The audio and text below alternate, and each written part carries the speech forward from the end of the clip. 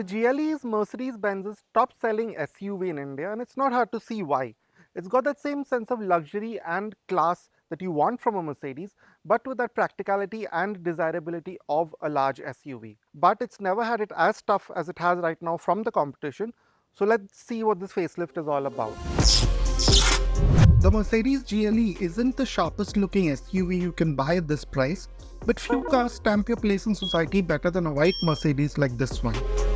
As for the changes, most easily noticeable are the new headlamps with the new slatted DRL light signatures that bring the GLE in line with the likes of the GLC. The grille too has been updated into a simplified single bar design, but draws more attention than before with the neat star-themed detailing. We would have liked the finishes here to feel less plasticky though. More presence comes from the AMG-themed bumpers. The contrasting slatted look and the fuller elements here add a fair dose of aggression to the otherwise quite tempered look of the GLE. The AMG theme continues with the new 20-inch wheels. They look sharp, but some might find them a touch too aggressive for the smooth, rounded shape of the GLE. But otherwise, the signature GLE silhouette of the glass house with the inverted C-pillar still gives this SUV a good degree of individuality. The footboards add a dash of toughness but could have been a touch more functional in their execution. A minor redesign of the tail lamps rounds off the changes. The horizontal lighting now matches the front and gives the GLE a wider stance at night. Now step inside the new GLE and you'll see that not much has changed over the pre-facelift version, and that's no bad thing at all. To start with, you have that very rich, luxurious feeling immediately as you step in, and that comes right with the layout of the dash to begin with. For example, the way this dual screen is just fitted onto this cowl with these ridges, it really gives you that sense of purpose, but still a very luxurious, almost business lounge like feeling. And that sense continues in the lower half also with this wood paneling and these 4 metallic air vents over here. And also taking this a step further is the general layout of this instrumentation. Now this is older, it's not what you get in say the newest GLC or S-Class. And again, that's no bad thing, because what you do get are these very nice to use, very hefty, very tactile buttons for the climate controls. And that continues over here too. You get this touchpad as well as all these hard buttons to control everything that's happening in the screen, and to be honest, that works really well. In fact, it works better than the new system, which is quite touch heavy and with those capacitive panels. The textures and finishes drive home this point further. The wood paneling is done well, especially the sliding cover for the central cubbies. The texture here feels lavish, as does the general quality of the chrome materials and soft surfaces. In keeping with this theme is the ambient lighting that Mercedes does so well in its cars these days. The new screen interfaces fit in naturally into the GLE's existing package. The instrumentation with its themed layout is quite easy to read and displays most information legibly. The head-up display pairs well with this, with its bright display and thoughtful layout. The touchscreen is easy to navigate as well, with its large icons and intuitive sub-menus. In fact, with the physical redundancies of this older setup, like the hard buttons for the main menus and the touchpad in the center, we think this is one of the easier infotainment setups to get your head around in this segment despite the relatively smaller screen sizes. But if you are looking at something like a GLE, the rear seat will be of quite great importance to you, and this Mercedes does not disappoint, again unsurprisingly. So Mercedes has decided to keep this a two-row SUV in India. What that means for you is a massive amount of space. Seat is set slightly forward to my driving position, but what you do get is an immense amount of foot and knee room and leg room. There's a lot of space for everything here. And again, that generally great ambience from the front is repeated here. So you have all the nice materials, all the nice textures here. But what takes this further is this function. You had a reclining function for the seat back, and again the seats themselves are really quite comfortable. They hold you in place, they have a nice contouring, and these really soft head pillows, they really cocoon you really well. And of course then you have all the amenities. You can never get tired of this. And similarly, both the passengers can also control the sunroof right from here.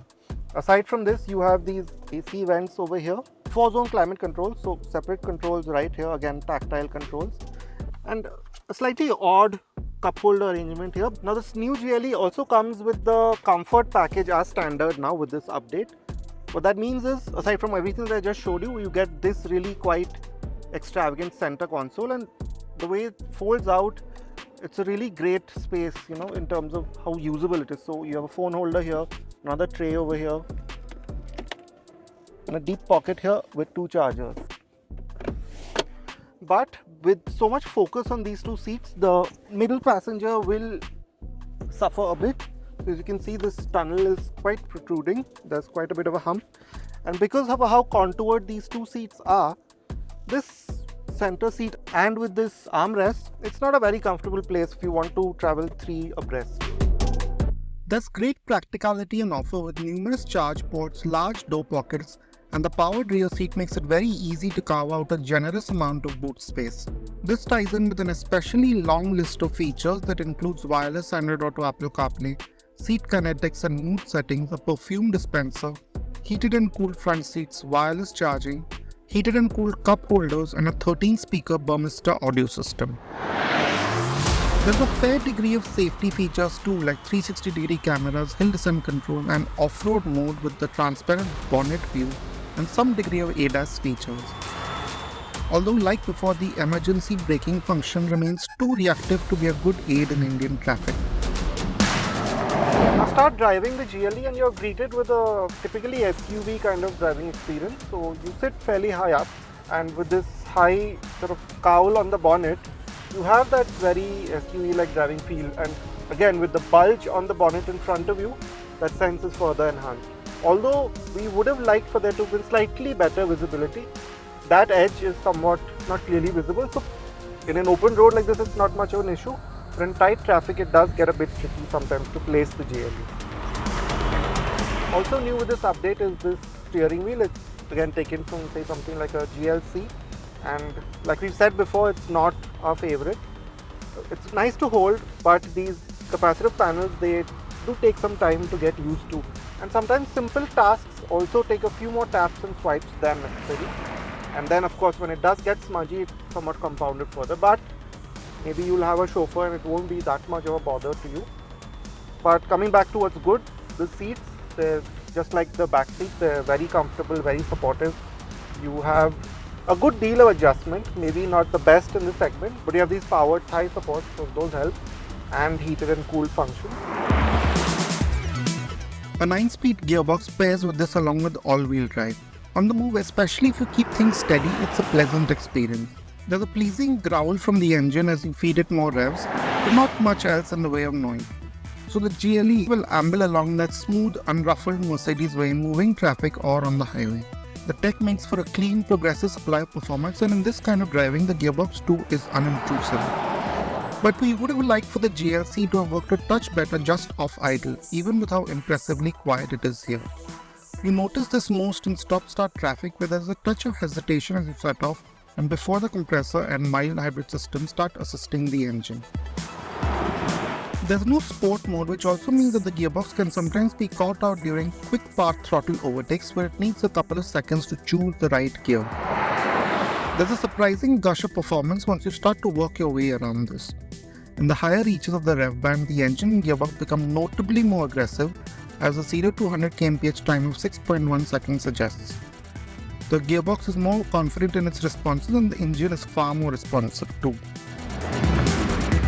Now the ride and handling character of the GLE is again focused on adding to the cabin's comfort.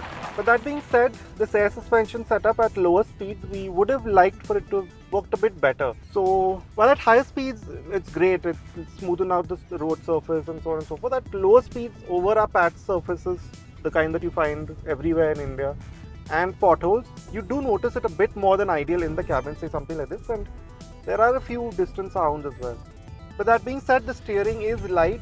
It's maybe not as precise or as smooth as in an E-Class, but that's maybe asking too much. But in regular conditions, especially in traffic, it's very easy to thread the GLC around because you don't really feel the weight of the car with how the steering is. But once you've picked up space, again, you'll realize that the GLE likes to take things steady. It's not one to be hustled, which is where it's fine. It'll take corners calmly. It will lean into them progressively, but when you start pushing a bit harder, you do notice that maybe it could have done with a bit more composure, but that's not this car's brief at all. It doesn't even have a sport mode. Priced at Rs 1.37 crore for the GLE 450 4MATIC version, this SUV demands a slight premium over rivals. We would have liked a smoother drivetrain at this price, but most buyers of the GLE will probably not be too concerned with that. They might want better low-speed manners, but with the long features list, the inviting cabin and host of features, the GLE seems to have its top spot covered.